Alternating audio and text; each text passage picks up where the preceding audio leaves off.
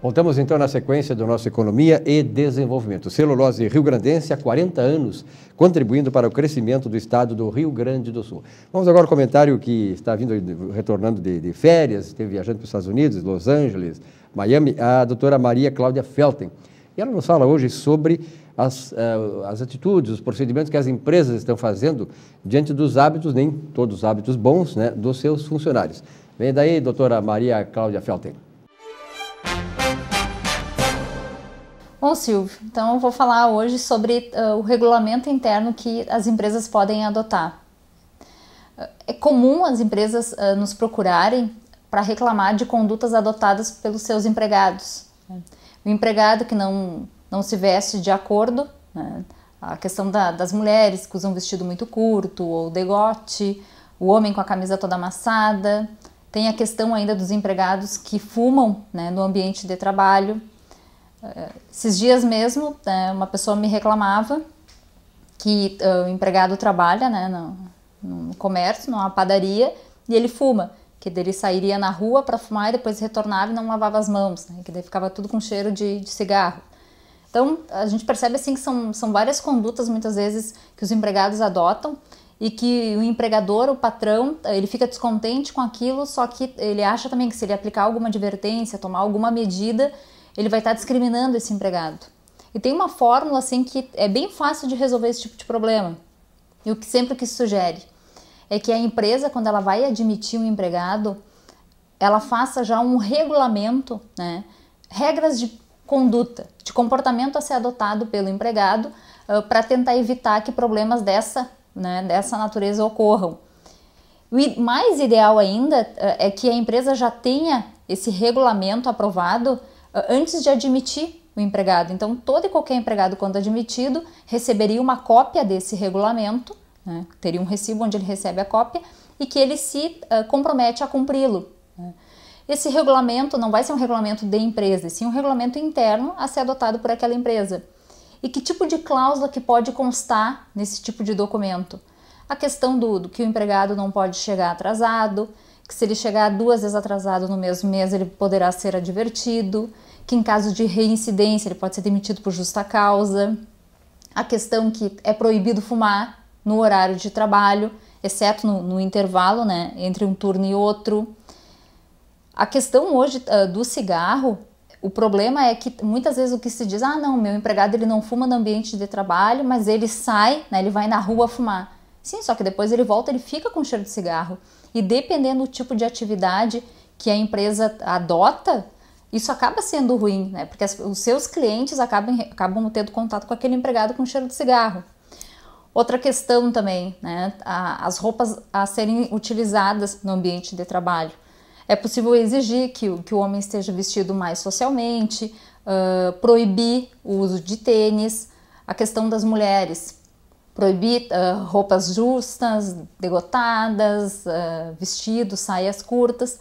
Isso tudo é possível, desde que conste nesse regulamento e o empregado, quando seja admitido, ele receba uma cópia desse regulamento e assim um documento onde ele se comprometa, né, a cumpri-lo.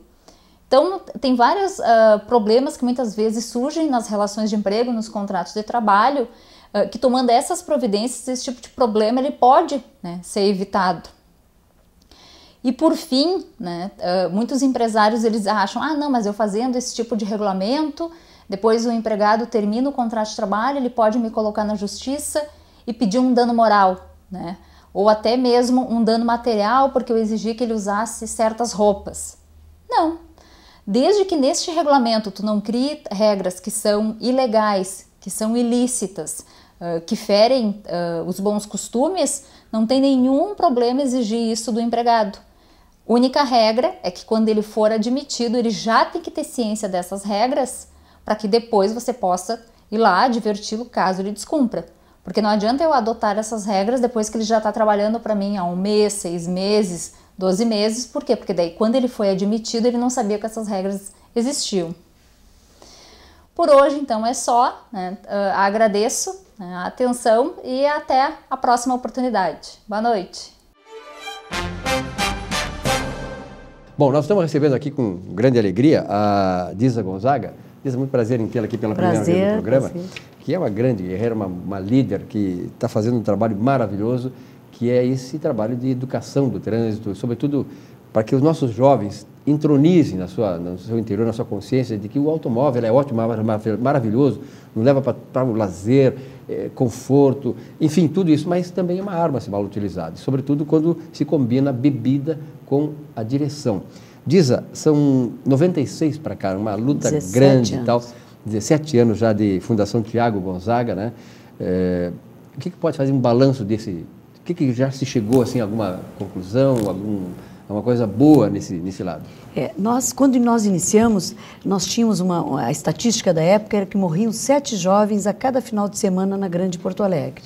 Hoje, esses números ainda são trágicos, claro que a gente ainda não está festejando nem comemorando, mas hoje a média de jovens que perdem a vida nos finais de semana são 2 jovens por fim de semana. É uma redução grande. Nós sabemos que o papel da Fundação tem sido importante nesse trabalho de conscientização, de mudança de comportamento, porque para se mudar comportamento não adianta campanha pontual em véspera de feriado, um comercial bonito na véspera de um feriado. Educação é processo permanente e é o que a Fundação faz. Nós recebemos na nossa sede, por ano, só na nossa sede, em 2 projetos, mais de 20 mil crianças de educação infantil e adolescentes, em 2 projetos. Durante o ano, nós praticamente cobrimos as escolas da rede pública e particular do Estado, então, com projetos permanentes de educação. Então, a gente já tem algumas coisas, não digo a comemorar, a própria lei seca. Ela não foi uma dádiva dos deputados. Nós entregamos à época, o ministro Tarso Genro era ministro, mais de 70 mil assinaturas pedindo esta lei. Né? Então, a lei seca, que nós chamamos Lei da Vida, não é um presente, foi realmente uma conquista da sociedade e a Fundação esteve presente nessa conquista. É claro que não adianta leis, eu vi vocês falando no programa em leis, né? Enfim, o Brasil é pródigo em leis, né? Não adianta lei lá, uma letra morta lá no Código de Trânsito, no caso, né? Nós precisamos que a lei se faça cumprir. Agora, nós estamos começando há pouco tempo, a Operação Balada Segura, que é para prevenir. Mas a lei seca está aí há 3 anos, a Lei da Vida. Né? No Rio de Janeiro, nós já temos conseguido redução drástica desses números. Né? Nós temos que fazer sempre, a fiscalização deve ser permanente e a punição exemplar. Senão essa impunidade também gera essa violência, né? Essa coisa de achar que não dá nada, né? A lei não pega. Agora, o interessante nesse trabalho que vocês realizam, por tratar lá desde a escola... Educação infantil, os pequenininhos, isso mostra que isso é um trabalho de longo prazo. De longo então, o resultado também ele se dá um pouco de uma forma homeopática, ou seja, da maneira lenta, não mexe tanto nas estatísticas, mas isso que a senhora coloca realmente um ponto importantíssimo. Quer dizer, precisa haver fiscalização e o rigor da aplicação da lei, ou seja, bafômetro, prisão, carteira, e a consciência de que o cara vai ser punido, né? E que a punição é a certeza que isso vai acontecer. Porque o que a gente ouvia assim, não dá nada, né? Não dá nada, então fica por isso mesmo. Mas nós temos algumas conquistas assim muito importantes, né? Porto Alegre, numa recente pesquisa do Ministério da Saúde, embora o Rio Grande do Sul seja o estado onde se inicie mais cedo com a bebida alcoólica, aos 12 anos, infelizmente. Verdade, pois quando chega na idade adulta, Porto Alegre, a capital dos gaúchos, entre as capitais brasileiras, é a que menor tem a mistura de bebida e direção. E isso não é milagre, não é porque os gaúchos sejam melhores que o resto. É trabalho permanente. Disso, já é fruto disso, Os 17 anos trabalhando. A sociedade é muito hipócrita. Eu, por exemplo, eu não sou daquela de fazer aquela coisa politicamente correta. Por exemplo, eu vejo muitos amigos meus e aí a gente estabelece aquela discussão. O cara fica, isso aí, essa fiscalização dos azuis, isso aí é só para arrecadar. Não é para arrecadar. Por exemplo, assim, eu fico feliz quando eu nunca fui, quem está dizendo isso aqui, nunca fui multado por excesso de velocidade. Nunca. Por quê? Quando eu vou tirar, em São Paulo dizem a carta que diz a habilitação, eu sei que na cidade, em geral, é de 60 quilômetros, em alguns lugares é 40. Então, olha, se tem azulzinho ali, escondido ou não, declaradamente ou não, se tem indicação, eu tenho que cumprir a lei. Está dentro de mim cumprir a lei. Agora, se eu descumprir, mesmo que estiver escondido o azulzinho, bem que ele faz, ele tem que multar, porque você está transgredindo a lei e você só vai cumprir a lei se for fiscalizado. Então, aí entra naquela coisa, quer dizer, tu só vai ser fiscalizado e cumprir a lei se tiver um brigadeiro do teu lado. Por isso que a educação que sociedade é essa? Por isso que tem que ter educação então, permanente. Esses caras eu digo assim, eu quero ver um dia para essas pessoas que pensam assim, se alguém em alta velocidade, tá? Atropelar um filho teu, alguém da tua família, o que tu vai dizer? É contra a balada segura, é contra a punição, é contra essas, como é que são essas barreiras que se faz? Sim. O cara é contra tudo isso. Quer dizer, até o dia que acontecer alguma coisa. Com certeza. Quer dizer, então é muita hipocrisia da sociedade. Na verdade, nós que devíamos ser os fiscais da lei, né?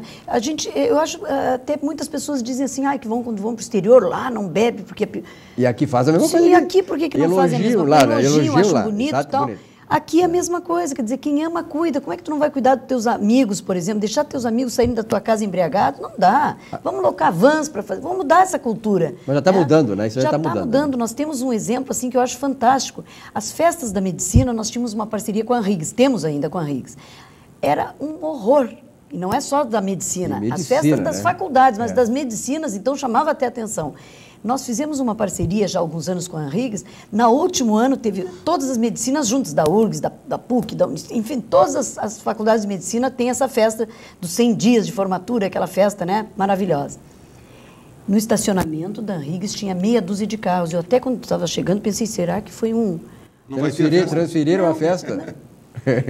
Todos locaram vans, era meia dúzia de carros no estacionamento. Bom Ou seja, exemplo, né? sabiam que iam beber, então voltar para casa com segurança. Isso é educação, isso é mudança de comportamento. Né? Agora o que preocupa, por exemplo, assim, agora de volta às aulas, eu tenho o meu neto que estuda no Maria Imaculada, que é na frente do Beira-Rio, o que chama atenção é que os pais, né, não dão esse exemplo. Ali é fila tripla, é xingamento no trânsito, o cara não tem paciência nenhuma, o cara chega atrasado para deixar o filho, pegar o filho para levar para casa e quer... botou o carro dele lá na porta de entrada da sala de aula, quer dizer, pô, tá cheio de carro, então o cara não tem paciência para isso. E aí tu dá um mau exemplo, quer dizer, de um lado como a fundação está fazendo, e os professores com certeza estão ajudando nisso, tentando educar, e de outro lado os pais deseducando. Não, e o exemplo é tudo, né? A gente aprende, eu ousaria dizer que a gente só aprende pelo exemplo. É verdade. Mas vale um exemplo do que 1000 palavras. Eu sempre digo, nossos filhos não aprendem a dirigir com 18 anos num centro de formação de condutores. Eles começam a aprender a dirigir desde os 2 anos, quando vão no banco de trás, pulando muitas vezes sem estar na cadeirinha ou com cinto, vendo o pai passar num sinal fechado, parar no meio da viagem para almoçar e pedir uma cervejinha. Depois não adianta dizer para um guri com 18 anos não vai beber se ele viu seus heróis fazerem isso. Então, isso é muito importante, Silvio. O exemplo é muito importante aos pais. Lembrem, os seus filhos começam a dirigir desde os 2 anos. Nós vamos continuar conversando com a Diz aí no próximo bloco, um rapidinho intervalo, porque esse realmente é um assunto importantíssimo. São mais de 40 mil pessoas que morrem no Brasil por causa do trânsito. Isso é um genocídio, quer dizer, uma coisa terrível, né? Então, nós precisamos mudar isso. Muitas vezes, eu sempre digo o seguinte, eu devo ser um baita motorista, porque eu sou muito festejado, que buzinam atrás de mim. Anda dentro da lei. Eu na freeway, eu nunca pego engarrafamento. Anda 95, 100 km, anda só limpo, porque os caras andam a 140, Exatamente. 150. Então, para mim, não tem engarrafamento na freeway. É só tu cumprir a lei. E se todo mundo cumprisse a lei, todo mundo ia dar 100 km, tranquilo, ia chegar no destino, sem problema. Rápido intervalo, voltamos, que realmente esse é um assunto muito importante, que cada vez mais a gente tem que tocar, porque, como diz aí, e o Rico também tocou muito bem, ali nas crianças é que começa agora essa nova geração aí que de repente vai nos dar um grande retorno nisso, quando tiver 0 morte no trânsito num fim de semana de feriadão. Já voltamos.